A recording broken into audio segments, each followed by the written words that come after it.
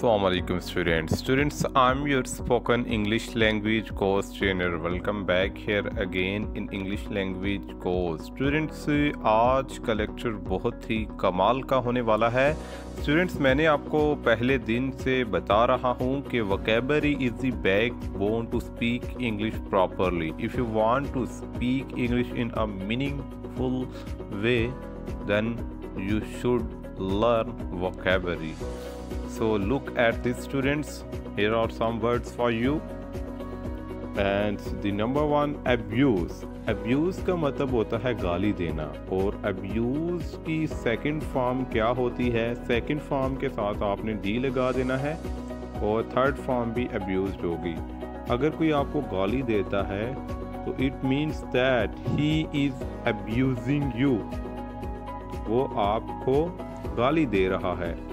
Abusing ING form इसलिए इस्तेमाल की क्योंकि वो काम जारी है.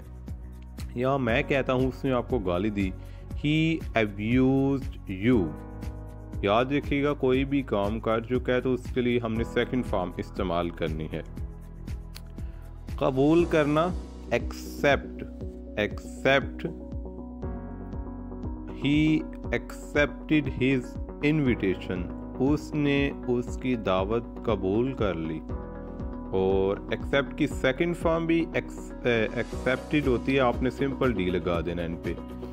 एक्यूज, इल्ज़ाम लगाना. अगर कोई आप पे इल्ज़ाम लगाता है, इल्ज़ाम की एक तो इंग्लिश होती है ब्लेम, और इसके साथ आपने एक्यूज इस्तेमाल करना है. लेटेस्ट वर्ड है ये.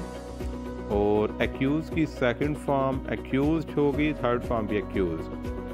और अमल करने की इंग्लिश होती है एक्ट अपॉन माई सजेशन. मेरी मशवरे पर अमल करो. और एक्ट की सेकंड फॉर्म होगी एक्टेड, और थर्ड फॉर्म भी एक्टेड. उसने मेरे मशवरे पे अमल किया, he acted upon my suggestion. इसी तरह तारीफ़ करना. तारीफ़ करने की इंग्लिश होगी एडमायर, और सेकंड फॉर्म इसकी है एडमायर्ड, और थर्ड फॉर्म है एडमायर्ड. ही एडमायर्ड मी. उसने मेरी तारीफ़ की. She admired me of my work. उसने मेरे काम की तारीफ़ की. दाखिल करने की इंग्लिश होगी एडमिट, और इसकी सेकंड फॉर्म है एडमिटेड, और थर्ड फॉर्म भी एडमिटेड.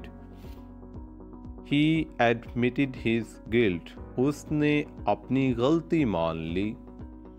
और गोद लेने की इंग्लिश होगी अडोप्ट. या अडोप्ट स्टूडेंट्स उस चीज़ को कहा जाता है जो आप अपनाते हैं. ही अडोप्ट मी. उसने मुझे अपनाया. नसीहत करने की इंग्लिश होगी एडवाइज्ड. अगर मैं कहता हूँ कि उसने मुझे नसीहत की, ही एडवाइज्ड मी. मैंने आपको पहले बताया कि जो काम कर चुके हैं उसके लिए सेकंड फॉर्म इस्तेमाल करेंगे. वो मुझे नसीहत कर रहा है, ही इज़ एडवाइजिंग मी. वहाँ पे ING फॉर्म आ जाएगी.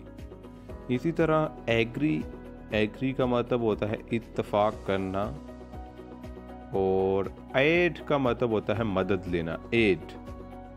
दे aided the needy of flood victim. उन्होंने जो फ्लड में यानी कि जो सैलाब में मुतासरीन थे उनकी मदद की. स्टूडेंट्स, आपने डिफरेंट फॉर्म्स को इस्तेमाल करते हुए प्रैक्टिस करनी है. लेक्चर कैसा लगा फीडबैक देना मत भूलिएगा. अल्लाह हाफिज़.